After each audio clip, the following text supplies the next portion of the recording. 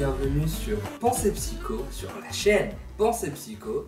C'est le deuxième Psyshot dans la suite du premier que je vous ai présenté il y a 2 semaines.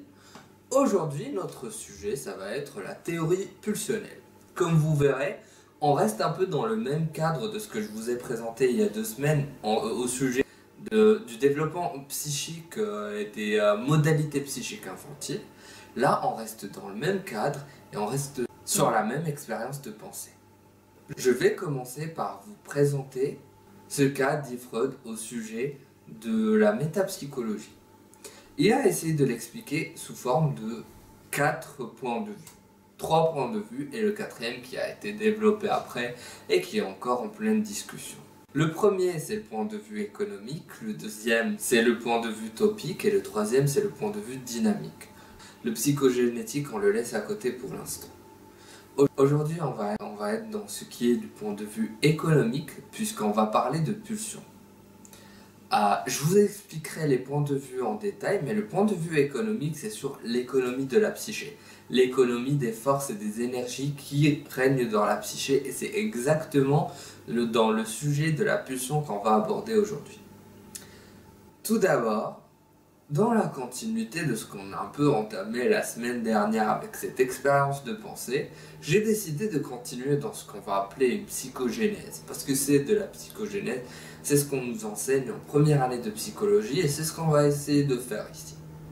C'est pas un enseignement, hein, c'est à moi en train de palabrer devant une caméra, c'est pas pareil.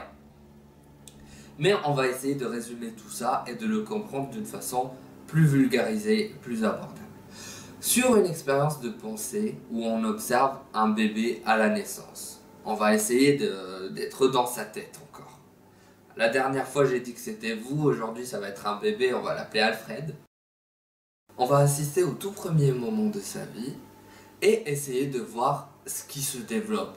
Je vais aussi aborder ce qui se développe d'un point de vue neurologique, mais en surface. Ne me dites pas « oh t'as négligé la neuro ou le développement » parce que j'en parle. Mais c'est pas le sujet. On parle de pulsion aussi. Donc, il naît et les premiers moments de sa vie, si il n'y avait rien qui se jouait d'un point de vue psychique, en fait, on serait tous des robots dans le sens où on est programmé cognitivement à manger, boire, dormir, tout ça. Il n'y a pas de problème. Mais il y aura toujours quelque chose qui manque. Notre psyché ne se formera jamais. Donc le bébé naît avec des prédispositions, ce que certains ont appelé instinct. Je sais qu'en psychanalyse, le mot instinct n'est pas un mot très apprécié, et je comprends pourquoi, parce que c'est une référence plutôt animale. Mais on est avec des prédispositions, ce que les développementalistes ont appelé des schèmes. D'autres appellent ça des réflexes, un réflexe de succion, un schème de succion, et d'autres prédispositions.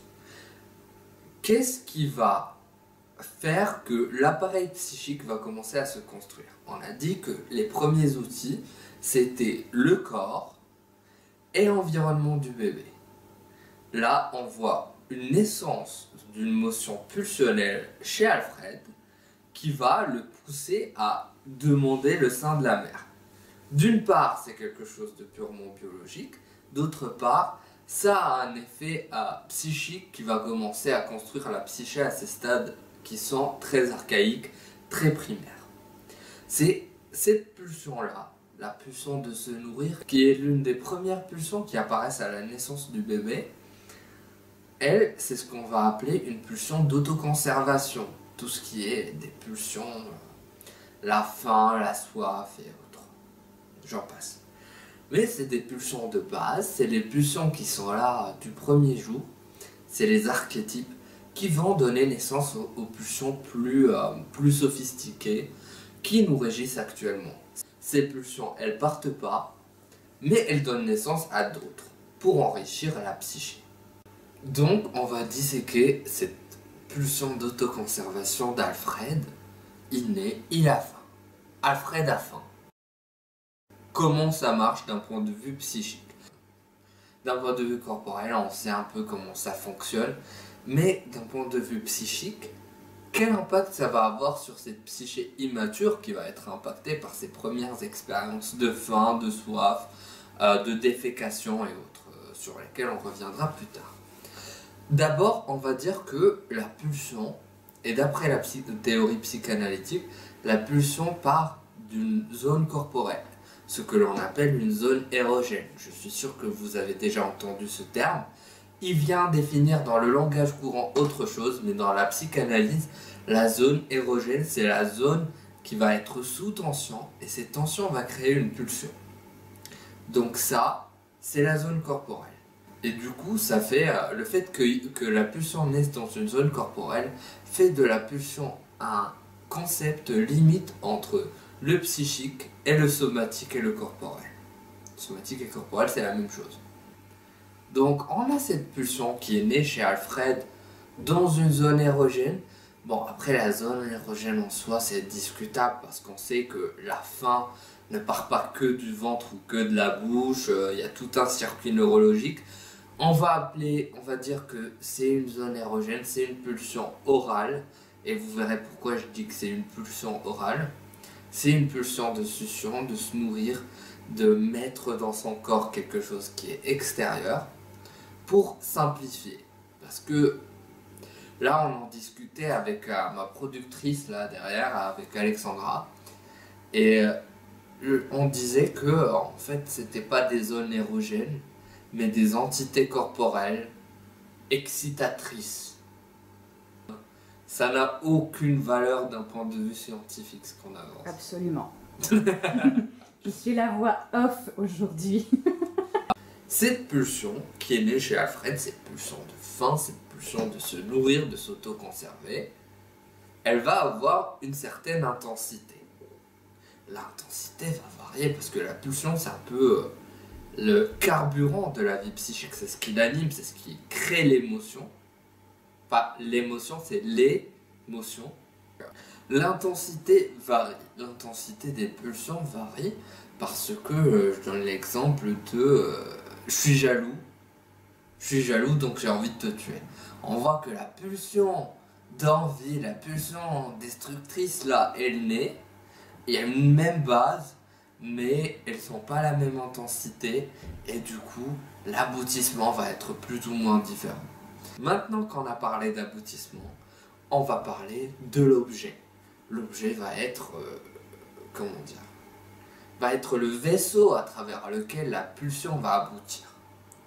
L'objet peut être externe, peut être interne. Là, pour Alfred, c'est le sein de la mère. C'est un objet externe. Et comme pendant ces premières phases, des objets sont uniquement externes, et après, à force qu'il y ait des interactions avec, les objets s'internalisent. Donc, l'objet externe est là sous forme d'objet physique, et l'objet interne est là sous forme de représentation, de pensée, représentation de choses. Après, c'est des représentations de mots, on en parle l'épisode prochain. Là, maintenant qu'on a l'objet établi, en l'absence de l'objet externe, l'objet interne est investi. Dans la vie de tous les jours, dans la vie du bébé, il n'y a que l'objet externe. Et après, l'objet interne se crée par des absences et des présences de l'objet. On a le but de la pulsion qui est la décharge pulsionnelle. La pulsion, c'est un peu une motion qui vit pour mourir. Elle tend à se détruire, elle tend à se décharger dans l'objet. Et les décharges dans l'objet peuvent être aussi externes, c'est-à-dire, pour Alfred, il va téter le sein, et la pulsion va aboutir, il va décharger sa pulsion dans le sein. Les objets internes, par contre, vont être investis par le fantasme, c'est ce qu'on appelle le fantasme, c'est la décharge pulsionnelle interne, et du coup, il faut un équilibre. Parce que ça ne peut pas se faire que extérieurement ou que intérieurement, le tout est dans l'équilibre entre les deux. Parce que une psyché où les investissements et les décharges pulsionnelles vont toutes à leur but externe, c'est dangereux. Comme vous pouvez imaginer les pulsions de destruction et autres pulsions un peu agressives. Et trop d'objets internes, du coup, investir que les objets internes et que les objets externes soient absents, c'est frustrant, c'est déconstructeur pour l'appareil psychique. Donc là, je vous ai présenté l'entité pulsionnelle pour faire une petite définition finale, parce que j'ai déconstruit la définition sur les plusieurs parties pour pas vous donner une définition indigeste, mais là, je vais vous la donner. La pulsion, c'est un concept limite entre le psychique et le somatique. C'est ce qui fait vivre l'appareil psychique, c'est le carburant de l'appareil psychique et qui maintient l'appareil psychique en motion. C'est une poussée qui naît dans une source corporelle qui tend à atteindre son but à travers l'objet, et son but, c'est bien sûr la décharge. La décharge peut être interne comme externe, comme je viens de préciser. Donc restez connectés pour le prochain épisode de Psychot, encore avec moi. Là, on va parler de comment la psyché va s'organiser sous forme de topics psychiques, sous forme de zones psychiques. Et je développerai ce concept plus en détail. Et après, on travaillera sur l'organisation pulsionnelle dans ces topics, comment ça marche, et ainsi de suite. Donc, en attendant, j'espère que l'épisode vous aura plu et je vous dis à la prochaine. Pensez psycho!